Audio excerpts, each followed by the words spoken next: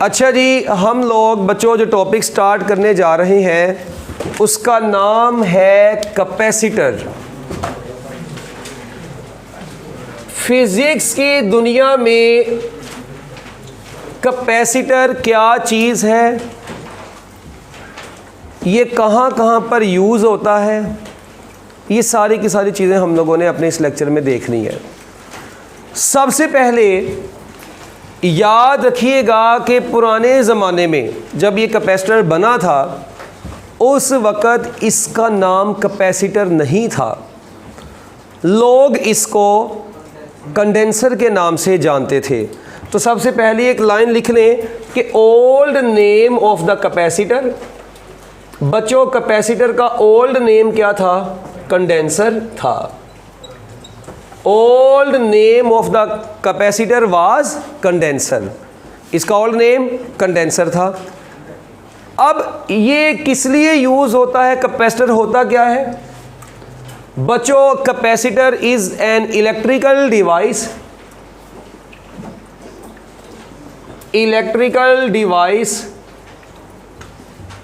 which is used to store electric charges. एक ऐसी electrical device जो कि किस लिए यूज़ होती है? इलेक्ट्रिक चार्जेस को किस लिए यूज़ होती है? इलेक्ट्रिक चार्जेस को स्टोर करने के लिए यूज़ होती है। उस डिवाइस को क्या बोलते हैं? कैपेसिटर बोलते हैं। ऐसी डिवाइस जो बच्चों किस लिए यूज़ होती है? इलेक्ट्रिक चार्जेस को स्टोर करने के लिए यूज़ होती है, उसे क्या बोलते हैं? कैपेसिटर बोलते हैं। अब ये कैसे इलेक्ट्रिक चार्जेस को स्टोर करती है ये भी अभी देखते हैं। तो सबसे पहले इसी को देख लेते हैं जी, चार्जेस को स्टोर कैसे करती है। ये बनता कैसे है आपको पता है? इसमें दो पैरेलल प्लेट्स होती हैं। कितनी प्लेट्स होती हैं? दो मेटेलिक प्लेट्स हैं। मैं आपको कहता हूं जी, सपोज करते हैं ये एक प्लेट है, इस प्लेट में ना ये कोई भी एक कंडक्टर की प्लेट है। इस प्लेट में आपको पता है कंडक्टर में जितने पॉजिटिव चार्जेस हैं उतने ही क्या है? नेगेटिव हैं। अच्छा, इसी तरह बच्चों इसके पास एक दूसरी प्लेट रखी हुई है थोड़े से डिस्टेंस के साथ बच्चों एक दूसरी प्लेट रख दी। ये दो कंडक्टर्स हैं। What is net charge on this plate? Zero. जितने पॉजिटिव उतने ही negative. What is net charge on this plate? Zero. जितने पॉजिटिव उतने ही। अच्छा, मैं इस प्लेट के अंदर पॉजिटिव चार्जेस को ब्लैक कलर से शो कर देता हूं और इस प्लेट में नेगेटिव चार्जेस भी होंगे, उनको बच्चों मैं ग्रीन कलर से शो कर देता हूं। इस प्लेट में भी सेम ऐसे ही है। कौन कौन से चार्जेस हैं? अभी पॉजिटिव भी मौजूद है और नेगेटिव भी मौजूद है। अच्छा, अब ये दोनों प्लेटों में number of positive and negative charges are same. Electrically both plates are neutral. अच्छा, मैं क्या काम करता हूं बच्चों? इन दो कंडक्टर्स को अटैच कर देता हूं एक बैटरी के साथ। किसके साथ अटैच करने लगा हूं? जरा गौर से देखना भाईजान, ये मैंने इन दोनों प्लेटों को अटैच कर दिया एक बैटरी के साथ। लेट्स सपोज बैटरी का पॉजिटिव टर्मिनल इस प्लेट के साथ लगा हुआ है और नेगेटिव टर्मिनल इस प्लेट के साथ लगा हुआ है। इस प्लेट को मैं नाम देता हूं प्लेट ए का। इसको मैं क्या नाम देता हूं?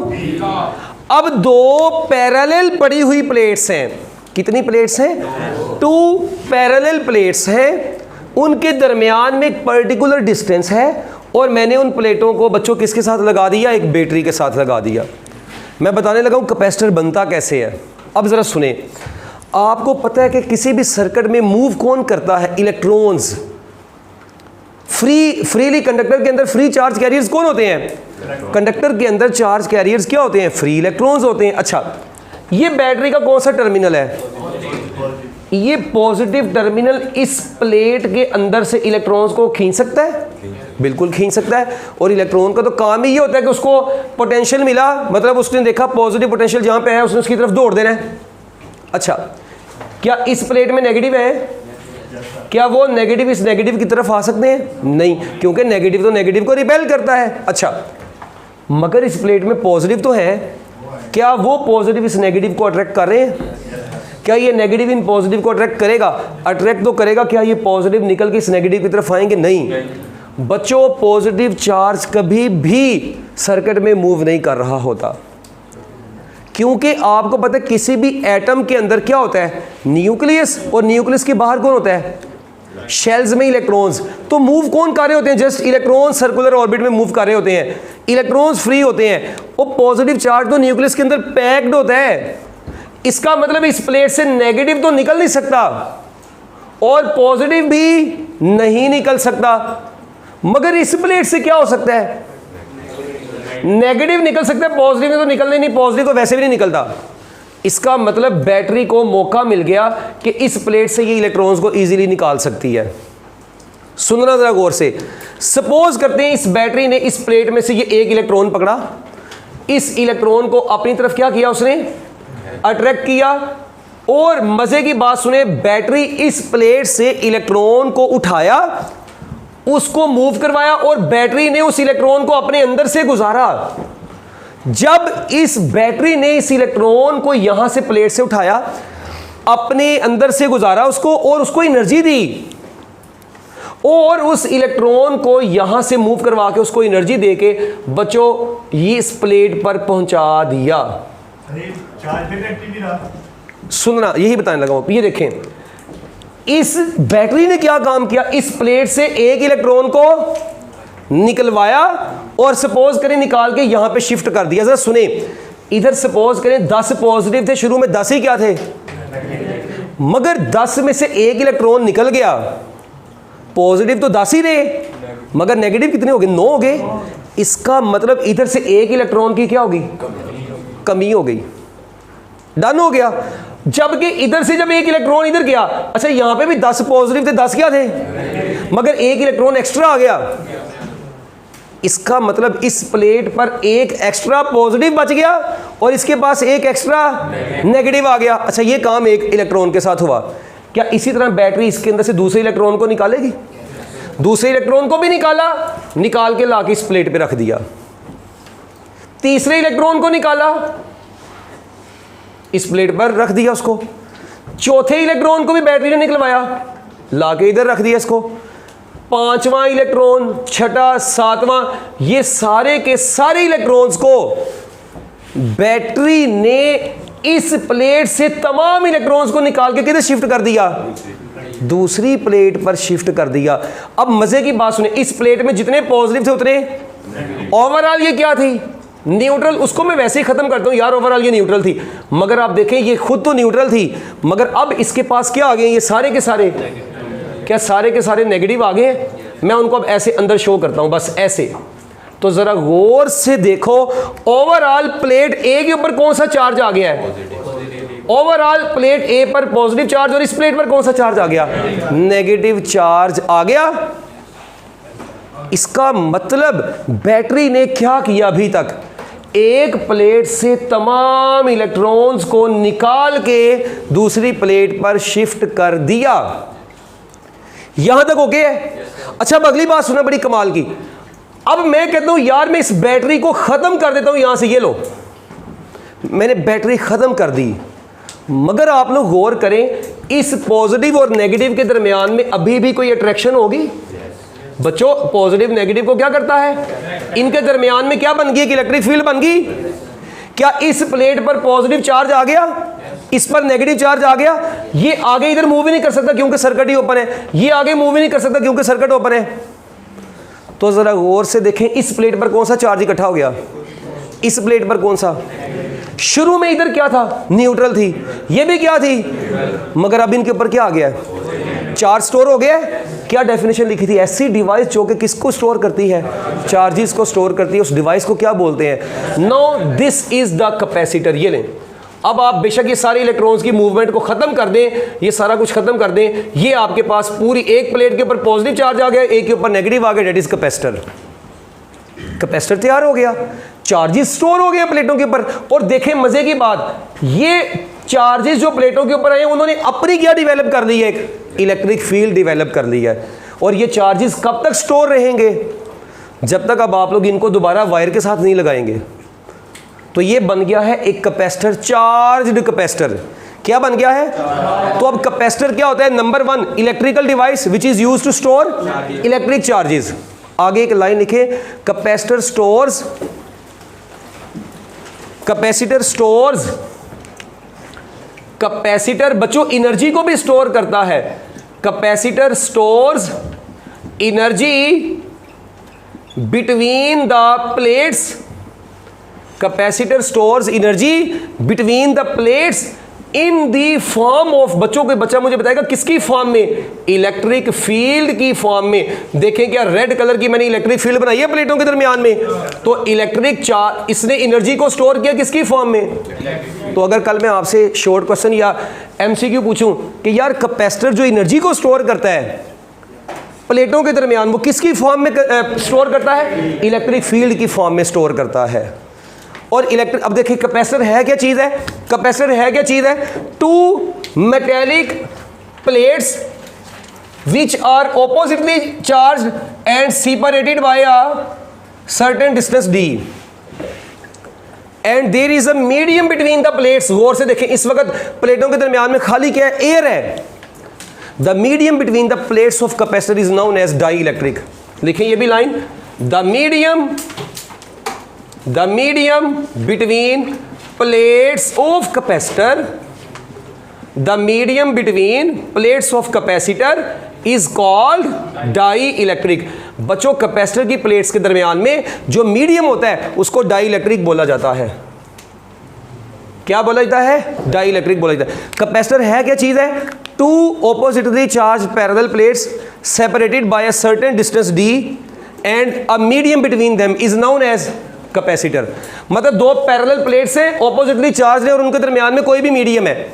अब वो मीडियम एयर भी हो सकता है, वो कोई भी ऐसा मीडियम हो सकता है जिसकी अपनी परमिटिविटी होगी, वो ओवरऑल क्या बन जाएगा, कैपेसिटर बन जाएगा। अब एक बात जरा सुने, मेरी बात गौर से देखें, ये प्लेटों के दरमियान में डिस्टेंस तो d है माना, एक बड़ी इंपॉर्टेंट बात बताने लगा, गौर से सुनना। मुझे ये बताएं, क्या इस कैपेसिटर की एक प्लेट हाई पोटेंशियल पे आ गई है, पॉजिटिव चार्ज हाई पोटेंशियल है एक प्लेट, इसका मतलब ये वाली प्लेट कौन से पोटेंशियल पे है, हाई पोटेंशियल। अच्छा, और ये वाली प्लेट, मुझे ये बताएं इन दोनों प्लेट्स के दरमियान में एक पोटेंशियल डिफरेंस क्रिएट हो गया है, क्या ख्याल है, क्या एक हाई पोटेंशियल पे है एक, तो बच्चों दोनों प्लेट्स के दरमियान में एक पोटेंशियल डिफरेंस क्रिएट हो गया है। ये पोटेंशियल डिफरेंस किसकी वजह से आया, इन प्लेट्स के ऊपर चार्जेस की वजह से आया है। अच्छा, मैं आपको कहता हूं यार दोनों प्लेट्स के ऊपर ना, सपोज करें इस प्लेट के पास 10 पॉजिटिव है, इसके ऊपर 10 नेगेटिव है, दरमियान में एक पोटेंशियल डिफरेंस बना। अगर इस प्लेट के पास 20 पॉजिटिव हो, इसके पास 20 नेगेटिव हो, तब भी एक पोटेंशियल डिफरेंस बनेगा। बड़ा पोटेंशियल डिफरेंस कौन सा होगा, जब चार्जेस कम थे तब, ये जब चार्जेस ज्यादा हुए तब। जाहिर बात है जब चार्ज कम होगा पोटेंशियल डिफरेंस भी कम बनेगा। इसका मतलब प्लेट्स पर चार्ज जितना ज्यादा होगा प्लेटों के दरमियान में पोटेंशियल डिफरेंस भी क्या आएगा। तो बच्चों एक लाइन लिखें, मैं कह सकता हूं कि कैपेसिटर की प्लेट्स पर चार्ज जितना ज्यादा होगा, कैपेसिटर की प्लेट्स के दरमियान पोटेंशियल डिफरेंस भी उतना ही क्या आएगा, ज्यादा आएगा। चार्जेस कम, पोटेंशियल डिफरेंस कम, चार्जेस ज्यादा, पोटेंशियल डिफरेंस ज्यादा। और जब मैं इस प्रोपोर्शनैलिटी के साइन को खत्म करूंगा क्या आएगा, Q is equal to constant into V। Sir ji इस कांस्टेंट को फिजिक्स की दुनिया में C से रिप्रेजेंट करते हैं, and this proportionality constant C is known as capacitance of the capacitor. लिख रहे बच्चों, अब इस C को क्या बोला जाता है, कैपेसिटेंस ऑफ कैपेसिटर बोला जाता है। और ये जो V है यार, इस V को बोला जाता है potential difference between plates of capacitor. बच्चों कैपेसिटर की प्लेट्स के दरमियान पोटेंशियल डिफरेंस है। और ये Q क्या चीज है, कौन सा चार्ज है, ये Q चार्ज पता है कौन सा, देखें चार्ज तो इस प्लेट पे भी है, इस प्लेट पे भी है। इसके लिए लिखें this Q is magnitude of the charge, लिखें magnitude of the charge on either of the plates, magnitude of the charge on either of the plates. क्या मतलब है इस बात का? मैं कहता हूं सपोज करें 10 कूलम्ब पॉजिटिव इधर है, 10 कूलम्ब नेगेटिव इधर है, तो दोनों प्लेटों में से किसी एक प्लेट के चार्ज की मैग्नीट्यूड हो गई है। ये दोनों प्लेटों का चार्ज नहीं है, क्योंकि दोनों प्लेटों का हो तो एक तो पॉजिटिव एक नेगेटिव मिलकर न्यूट्रल हो जाएगा, जीरो आ जाएगा। ये तो बच्चों मैंने क्या लिखा? Magnitude of charge. मैग्नीट्यूड हमेशा क्या होती है? पॉजिटिव। सपोज करें जितना चार्ज इधर है उतना इधर है, आप सिर्फ उस चार्ज की मैग्नीट्यूड बताएंगे। दोनों प्लेटों में से किसी एक प्लेट के चार्ज की मैग्नीट्यूड है ये क्यू। ये बहुत इंपॉर्टेंट चीज है, इसको जरा आप लोग गौर से देख लेना। अब यहां पर मुझे बताएं, इसी के आगे आप लिखेंगे कि यहां से बच्चों सी किसके बराबर आएगा? फिर सी बराबर आ जाएगा क्यू ओवर वी के। ये सी क्या है? कैपेसिटेंस। ये किसके बराबर आ गया? Q over V. यार इस क्यू का यूनिट क्या होता है? आपको पता है चार्ज का यूनिट क्या होता है? कूलम्ब। पोटेंशियल डिफरेंस का क्या होता है? वोल्ट। कूलम्ब पर वोल्ट को फिजिक्स की दुनिया में फैरेड बोला जाता है। क्या बोला जाता है? फैरेड बोला जाता है। तो बच्चों फैरेड इसका कौन सा यूनिट हो गया? SI unit of capacitance is farad. Very important MCQ। इसका मतलब फैरेड कौन सा यूनिट है? SI unit of capacitance. ये कैपेसिटेंस का बच्चों SI यूनिट है और ये किसके बराबर होता है? Coulomb per volt. अच्छा मैं आपसे अगर कहूं when capacitance is said to be 1 farad, जल्दी बताएं। When capacitance is said to be 1 farad. बच्चों किसी भी कैपेसिटर की कैपेसिटेंस 1 फैरेड कब होगी? साफ नजर आ रहा है, देखिए C इज इक्वल टू क्या है? Q over V। और यार अगर कैपेसिटर की प्लेट्स पर चार्ज कितना हो और उसकी प्लेटों के दरमियान में पोटेंशियल डिफरेंस कितना हो, तो 1 ओवर 1, 1 ही आएगा, तो 1 फैरेड आपका आंसर आएगा। यानी अगर कैपेसिटर की प्लेट्स पर चार्ज कितना हुआ? 1 कूलम्ब। पोटेंशियल डिफरेंस कितना हुआ? 1 वोल्ट। तो बच्चों कैपेसिटेंस कितनी होगी? 1 फैरेड होगी। ओके हो गया। और फिर एक बड़ी मशहूर कन्वर्जन है, मुझे ये बताएं 1 माइक्रो फैरेड किसके बराबर होता है?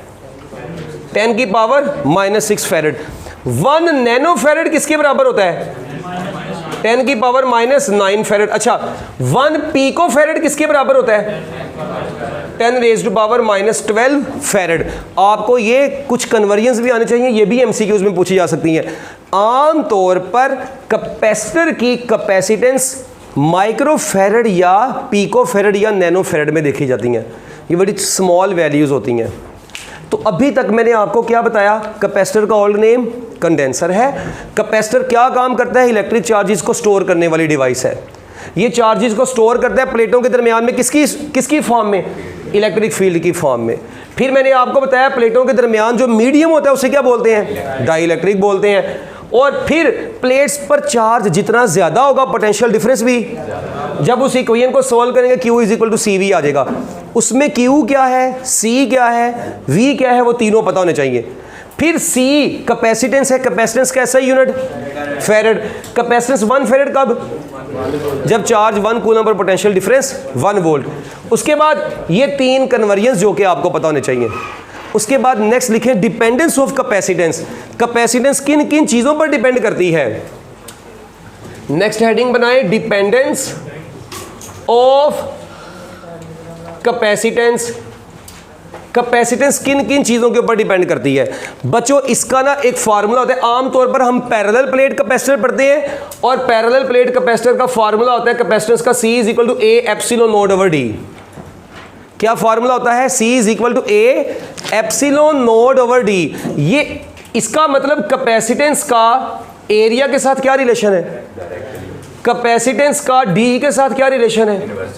और कैपेसिटेंस का एप्सिलॉन नोड के साथ क्या रिलेशन है? बच्चों देखें इधर, ये A है एरिया ऑफ द प्लेट्स। क्या है? Area of plates. अच्छा D क्या है? डिस्टेंस बिटवीन द प्लेट्स या सेपरेशन बिटवीन द प्लेट्स। और ये एप्सिलॉन नोड किसको शो करता है? Nature of the. तो बच्चों ये कहां से आया फार्मूला, ये अगला टॉपिक है हमारा, उसमें पढ़ेंगे। मगर डिपेंडेंस अगर आपसे पूछी है तो आपने याद रखना है किसी भी पैरेलल प्लेट कैपेसिटर की कैपेसिटेंस कितनी चीजों पर डिपेंड करती है, 3 चीजों पर। किस किस के ऊपर? एरिया ऑफ द प्लेट्स पर, डिस्टेंस बिटवीन द प्लेट्स पर, और nature of the medium between the plates पर।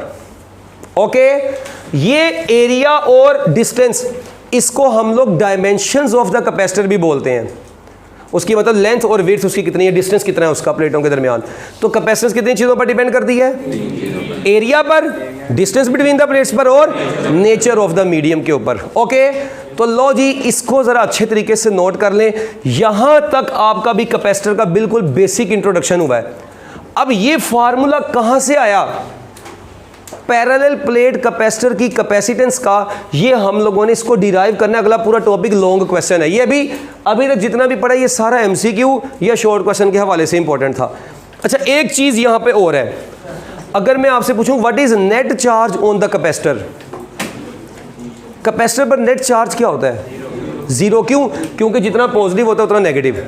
नेट तो लिखें net charge on the capacitor is zero,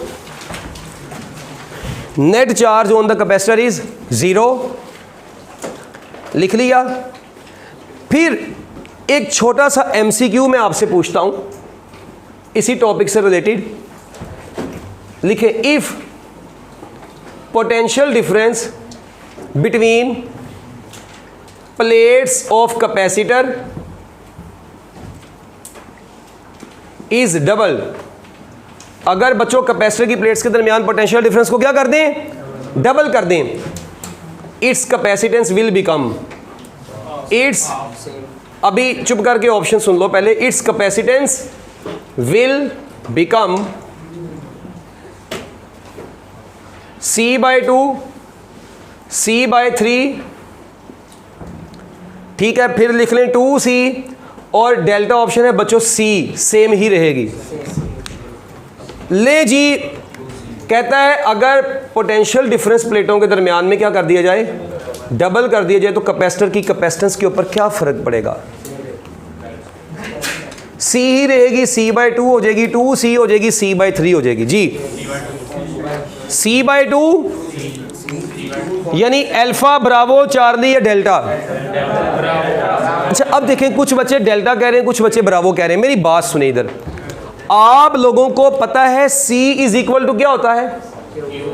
अच्छा मेरी बात सुने, आपको पता है अगर पोटेंशियल डिफरेंस को क्या करेंगे? यही बोला ना मैंने, पोटेंशियल डिफरेंस को डबल। मेरी बात सुनो, अगर पोटेंशियल को डबल करेंगे Q भी क्या हो जाएगा ऑटोमेटिकली? तो आपने V को डबल किया, Q भी डबल हो जाएगा यार। 2 से कट गया, क्या बचा दोबारा? तो दोबारा बच्चों कैपेसिटेंस क्या बच गई? तो जो न्यू कैपेसिटेंस आएगी वो दोबारा वही आ जाएगी जो ओल्ड कैपेसिटेंस थी। इसका मतलब अगर आप लोग वोल्टेज को डबल कर रहे हैं तो चार्ज ऑटोमेटिकली क्या हो रहा है? डबल। तो कैपेसिटेंस क्या रहेगी? यानी ये जो न्यू कैपेसिटेंस आई जो कि Q प्राइम और V प्राइम, जो चेंज हुआ Q और V भी चेंज हुआ, तो आपका आंसर दोबारा ओरिजिनल कैपेसिटेंस ही आ गया। ओके, इसको नोट कर लो, शाबाश, जल्दी जल्दी।